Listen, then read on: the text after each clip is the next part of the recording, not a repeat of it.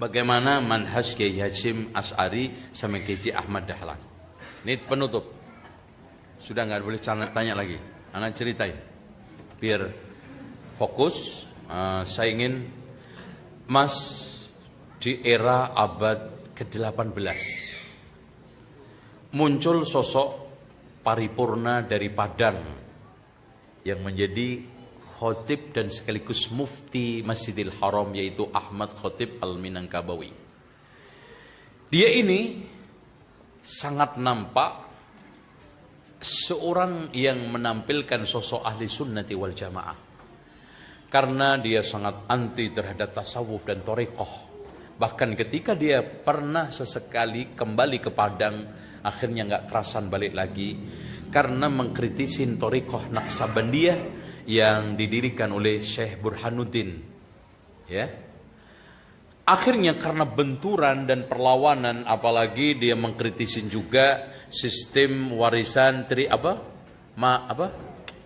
Mas? Yang tahu Mas? Yang lihat dari ibunya itu loh. Matrilinear apa? Matrilinear ya, itu. Akhirnya dia tidak kembali lagi. Maka dari situlah dia lebih menguatkan keilmuannya di Mekah sampai akhirnya menikah dengan putrinya salah seorang ulama besar di Mekah, yaitu Syekh Muhammad itu loh, Masya Allah, Irak itu ada daerah apa namanya? Al-Kurdi.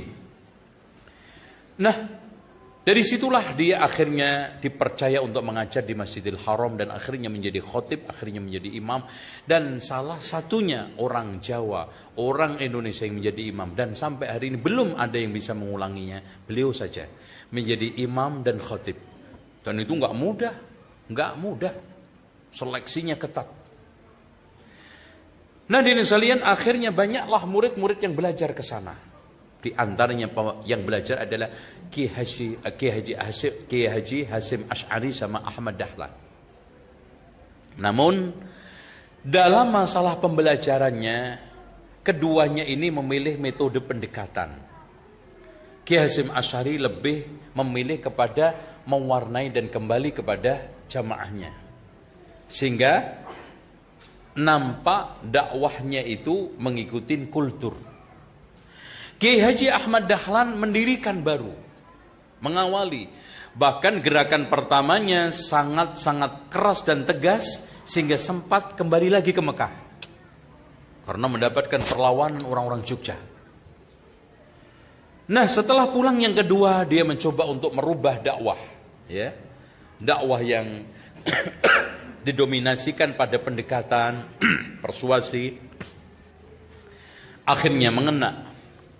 Berdirilah tahun 1912 organisasi yang dia dirikan, yaitu Muhammadiyah.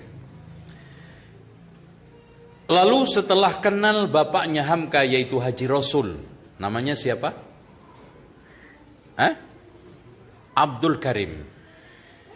Karena Hamka itu namanya Abdul Malik bin Abdul Karim, Amarwah itu mbahnya, yang namanya Tuan Kisai. Ya, Tuan Kisai itu istrinya 9. Ya.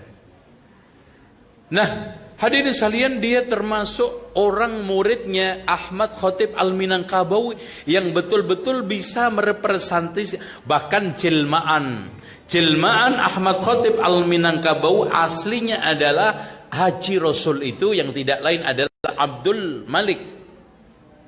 Makanya disebut Hamka itu Haji Abdul Malik bin Abdul Karim Amarullah, itu Hamka. Abdul Malik Hamkanya, Abdul Karim Haji Rasulnya. Nah, setelah dia ketemu dengan Kiai Haji Ahmad Dahlan, kongsi dakwah sunnah makin kuat. Apalagi ketika itu tawalib yang didirikan bersama teman-temannya, termasuk Haji Datuk Batua, tawalib menyeberang kepada komunis. Bahkan Datuk Batua mengiklankan diri terang-terangan komunis yang nyunnah. Anehnya, dia itu ngajari komunis pakai dalil. Karena Datuk Batuah ini hafal Quran. Di Jawa juga ada Haji Misbah. Itu selalu mencoba untuk mengislamisasikan komunis. Nah, ini baru aneh. Pokoknya seluruh dunia nggak ada komunis yang aneh kecuali di Indonesia. Ya, komunisnya Haji Misbah yang di Jawa, kemudian Datuk Batuah. Akhirnya pecah. Maka setelah kenal Kiai Haji Ahmad Dahlan, dia berkongsi untuk membesarkan Muhammadiyah walaupun tidak pernah masuk menjadi pengurus Muhammadiyah. Tolong diperhatikan. Setelah masuk Sumatera pertama kali dimasukkan oleh Kiai Haji Ahmad Dahlan, Muhammadiyah itu cuma 4 cabang. Setelah ditangani oleh Kiai Haji Rasul, 400 lebih cabang berdiri di seluruh Sumatera dan termasuk di Banjarmasin, di Kalimantan. Dan dia terus berdakwah dan membesarkan surau. Bahkan dia kalau ngajinya itu aneh. Dia mau ngaji di masjid kalau masjidnya lebih jelek daripada rumah-rumahnya. Itu Haji Rasul. Nggak mau. Pokoknya kamu kalau saya ngaji ke sini, masjidnya masih lebih jelek daripada rumah kalian, saya nggak mau ngisi. Gitu. Oh, makanya orang Sumatera itu sangat fanatis terhadap masjid. Karena terwarna itu. Selalu masjid itu dibikin lebih baik, lebih besar daripada rumah-rumah dulu.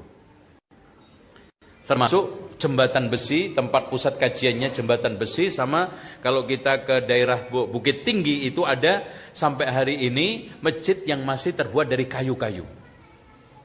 Oke.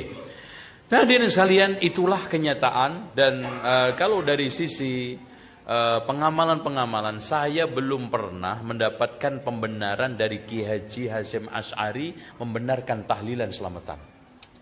Bahkan kalau antum membaca kitab beliau tentang masalah-masalah keagamaan, beliau masih memberikan apresiasi kitab-kitab dan juga pernyataan-pernyataan yang sesuai dengan dalil Al-Quran dan Sunnah. Bahkan definisi beliau tentang masalah bid'ah cukup baik.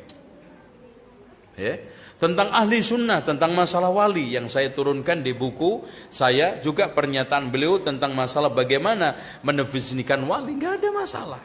Cuman di sini terjadi beberapa pembelokan, apalagi ada ceramah yang cukup bagus yang disampaikan oleh Kiai Haji Hasyim Asy'ari ketika muktamar di Banjarmasin. Dia meluruskan ulama-ulama NU yang melakukan penyimpangan dan juga mereka yang melakukan berbagai macam dakwah yang kurang bersahaja. Dia kasih semuanya nasihat. Cukup apik. Ya. Dan ini sekarang ditutup semua. Nah, ini ana mencoba nanti bongkar di buku saya Ulama Pembaharu Poros Timur Tengah Nusantara abad 18-19. Nanti yang saya jadikan jenggelnya adalah Kiai Haji Ahmad Khotib Al-Minangkabau. Kenapa? Karena Azumardi Azra menulis kitab Jaringan Ulama itu dia ambil abad 17-18. Nanti ujung-ujungnya Islam yang masuk Indonesia tasawuf. Benar, karena ketika itu masih di bawah kekuasaan Turki kan. Nah, kalau 18-19 Mekah Madinah sudah dikuasai oleh Saudi, Syekh Muhammad bin Abdul Wahab. Nah, ini nanti stressingnya sebetulnya yang memerdekakan Indonesia itu Wahabi. Nah, itu nanti tunggu terbit 3 tahun lagi. Kita tutup. Subhanakallahumma hamdika asyhadu an la ilaha illa anta astaghfiruka wa atubu ilaik. Wassalamualaikum warahmatullahi wabarakatuh.